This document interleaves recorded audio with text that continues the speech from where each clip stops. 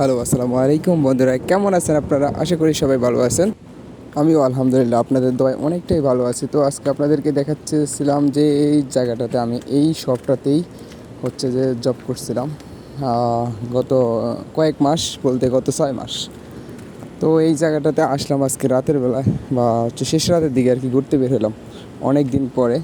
তার উদ্দেশ্যটা আমি একটা নতুন জবে যে গত 1 তারিখ থেকে, কাল 1 তারিখ থেকে যে জয়েন করছিলাম। তো আমার ডিউটি ছিল রাতে। তো সেখান দিয়ে যাওয়ার সময় যে এই জায়গাটা পড়ে আমার রুমে।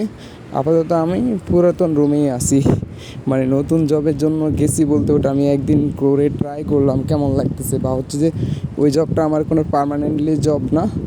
যে আমি এখন বসে থাকতে হচ্ছে এখানে, আর আমাকে এখানে বসে থাকতেই হবে, কেননা আমার যে ফাইনাল এক্সিটের মেসেজ যতক্ষণ না আসবে ততক্ষণ পর্যন্ত আমাকে এখানে থাকতেই হবে।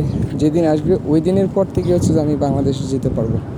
তার জন্য চিন্তা ভাবনা করলাম যে এখানে তো বসে থেকে লাভ নেই, অন্তত আরও 1 মাসের মতো সময় লাগতে পারে সম্ভবত, যেটা বুঝতে পারলাম।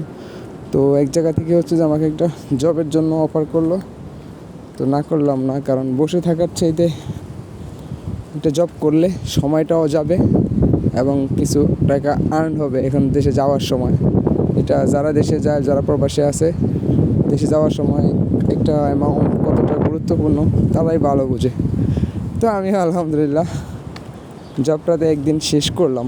তো আসার সময় যে আমি যে পুরানো যে জায়গা, যে কোম্পানিতে, যে শপটাতে ছিলাম লাস্ট 6 মাস, ওই শপটার একটু ভিডিও করলাম।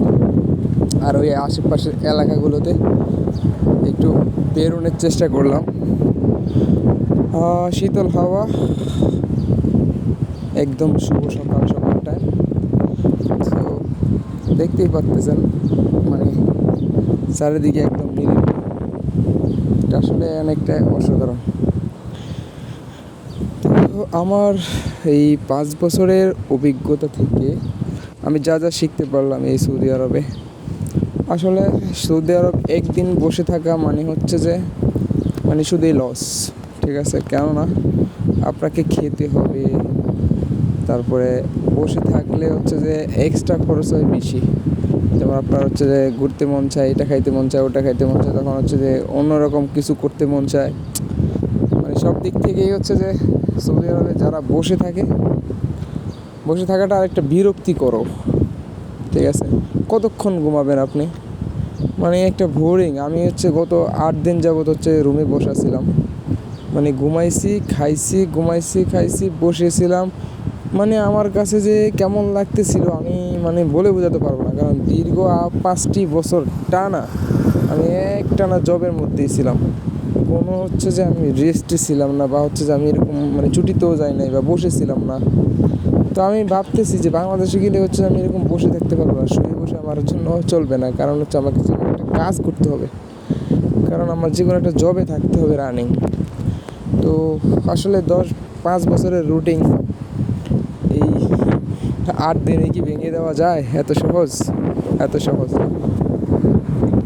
তো সকালবেলার দৃশ্য, ফজরের টাইমের দৃশ্য, তো আসলেই অনেকটাই আমার কাছে মানে অভিজ্ঞতা। আমি বুঝতে পারলাম যেটা এই 8 দিনের অভিজ্ঞতা আমার অনেক কিছু শেখা হইলো, যে আসলে যারা মানুষ কর্ম করে, বা জব করে, তারা হঠাৎ জব লেস হয়ে গেলে মানে তাদের কেমন লাগে, আসলে তারা থাকতে পারে না জব ছাড়া।